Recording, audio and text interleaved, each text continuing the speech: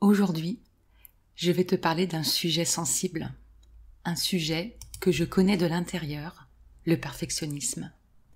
Et plus précisément, les 3 shifts que j'ai opérés pour m'en libérer.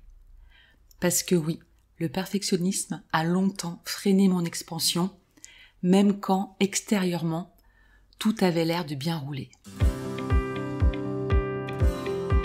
Bienvenue sur Tempo Féminin, le podcast des femmes entrepreneurs visionnaires, multipassionnées et souveraines de leur temps. Ici, on parle stratégie, mindset et organisation avec une approche consciente et audacieuse. Parce que structurer son temps, c'est bien plus qu'une question de productivité. C'est une révolution intérieure, un espace de liberté à créer.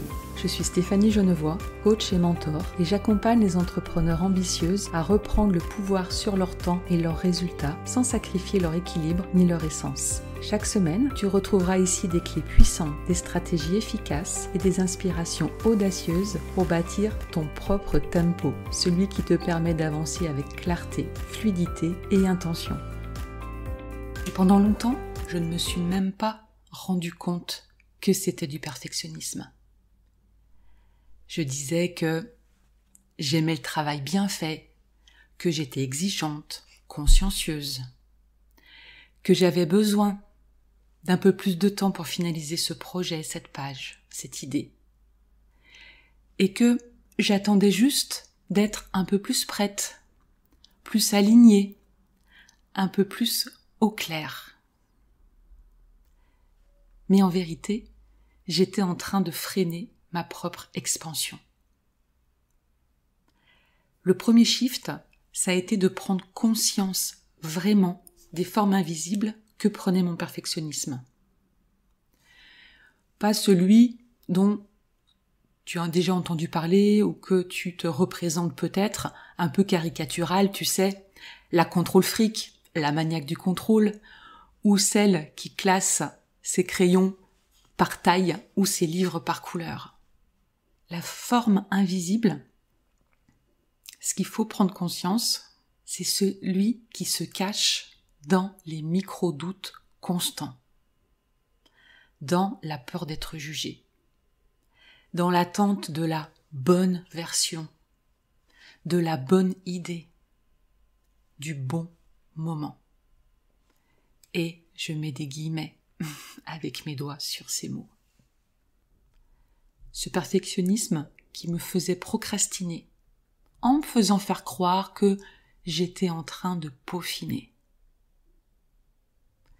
Parce que la vérité, c'est que je confondais l'exigence avec l'excellence. Et moi, je voulais être excellente et je le veux toujours. Mais ce que je faisais, c'était me mettre des exigences inatteignables. Dans ce shift, dans cette prise de conscience, ce qui a été le plus important aussi, c'était de comprendre ce que mon perfectionnisme cherchait à me faire éviter. Évidemment l'échec, le regard des autres, mais aussi ma propre puissance, mon expansion. Parce que faire ces actions sans attendre, c'est dire oui à plus. Oui, je veux plus d'impact, oui, je veux plus de visibilité. Et ça vient aussi avec dire oui à l'imperfection, à l'essai, à l'inconfort. Donc peut-être que tu constates, toi aussi, que ça te parle, que ça résonne pour toi. Là, ce qui est important dans cette étape de prise de conscience, et c'est ce que j'ai fait, c'est de le faire sans me juger.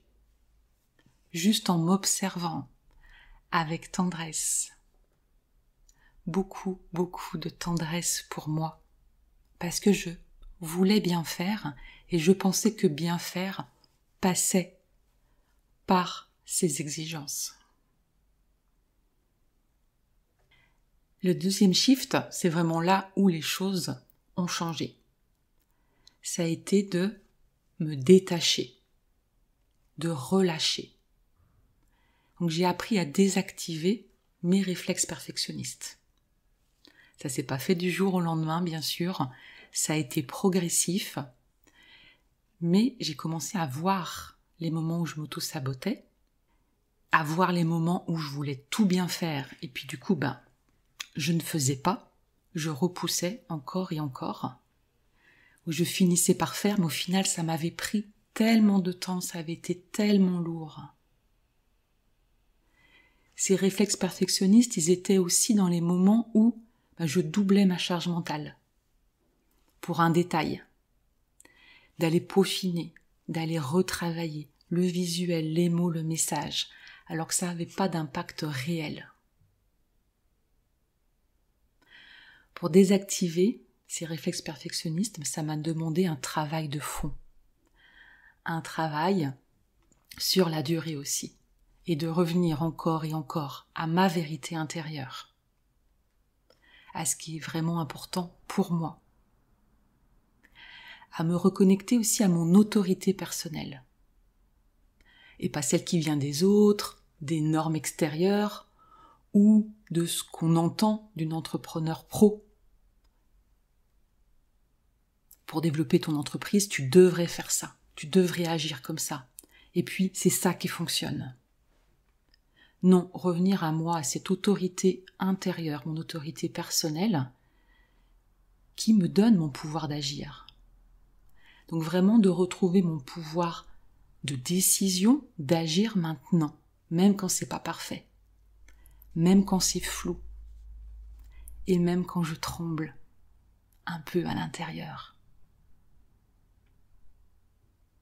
Donc ce shift, ça m'a vraiment permis de passer de la paralysie sur certains aspects, parce que vraiment, il y a des projets que j'ai repoussés, que je n'ai jamais lancés, parce que je pensais que c'était jamais le bon moment. Je repense à mon sommet en ligne.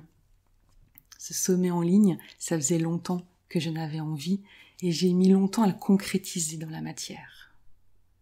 Ce podcast aussi, où au début, je m'imposais de faire un épisode par semaine, je me contraignais, je me forçais, c'était lourd. Je voulais que cet épisode il soit parfait. Et maintenant, je suis vraiment revenue à l'excellence du message que je partage. Et peut-être que cet épisode, il n'est pas parfait. Mais je suis connectée au message que je veux te partager aujourd'hui. C'est important vraiment pour moi de te partager ces 3 shifts parce que j'espère qu'ils vont te permettre, toi aussi, de commencer à te libérer du perfectionnisme. À passer de l'hyper-contrôle à la confiance de mon mouvement intérieur, la confiance de mon message, de ma mission et de l'excellence de mon expertise, de mes accompagnements. Et franchement, ces derniers mois, ça a vraiment changé ma manière de proposer mes offres, d'écrire, de parler, de coacher et même de vivre aussi au quotidien. Ça se répercute dans toutes mes facettes de vie. Enfin, le 3e shift, c'est d'incarner, de déployer. Se libérer du perfectionnisme, c'est pas juste un travail intérieur, c'est aussi un choix conscient, actif au quotidien. C'est avoir des intentions claires chaque jour et d'agir même quand c'est pas nickel. Celui de connecter à l'élan, l'envie, le désir de créer et voir quand la création, elle vient de la peur, du manque, des injonctions extérieures. Et c'est dans ces cas-là que ton perfectionnisme, il a le plus de chances de se réveiller. Et puis, c'est un choix aussi quotidien de décider avec confiance. Même si tu ne connais pas tous les tenants et les aboutissants, dans l'incertitude, parce que la vie est incertaine, la vie est inconfortable, sous certains aspects. Donc j'ai réappris à habiter ma puissance. Une puissance qui est vivante, qui est mobile, c'est pas une puissance rigide, c'est pas une carapace, mais bien une puissance fluide, ancrée et incarnée. Aujourd'hui, j'enregistre ce podcast en une fois. Je ne ferai pas plusieurs prises. Je ne vais pas passer 3 heures à faire du montage. Aujourd'hui, je lance un programme avec une idée forte, comme les offres d'été que j'ai posées sur le papier en 2 heures, et puis que ensuite j'ai communiqué tout simplement. Et puis, je les ai perfectionnés, je les ai améliorés au fur et à mesure. J'affine en chemin, et puis surtout je partage ma vision. Même si elle dérange, même si elle évolue. Le fil conducteur, il est toujours là. Depuis 9 ans, mon fil conducteur, il est toujours là. C'est aider les femmes à alléger leur vie pour plus de sérénité et de bien-être. Ma première intention, c'était ça.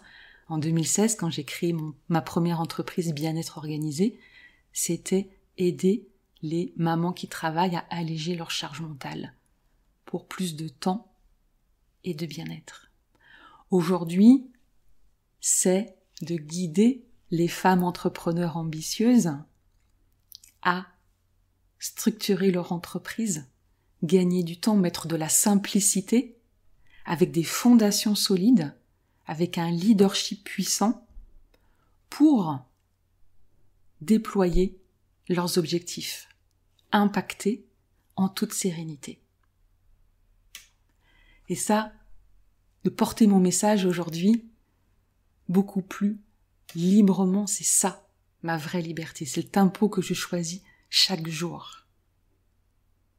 Est-ce que tu sens, toi aussi, que ton perfectionnisme te freine, que tu repousses, que tu ajustes, que tu t'épuises à vouloir être au top, que tu refuses aussi, tu repousses certaines choses que tu dois faire, tu procrastines. Le premier pas par lequel tu dois commencer, c'est la conscience. Et pour t'aider à y voir clair, j'ai créé un quiz.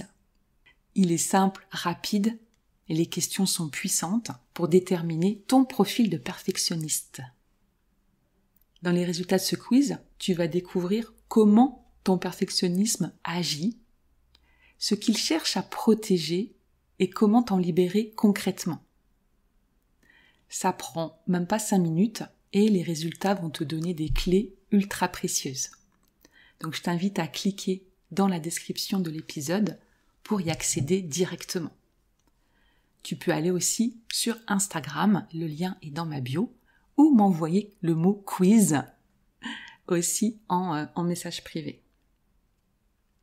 Tu recevras par mail ton profil de perfectionniste avec tes forces naturelles mises en lumière, les défis pour vraiment repérer ce qui te fait perdre du temps, de l'élan, de la clarté.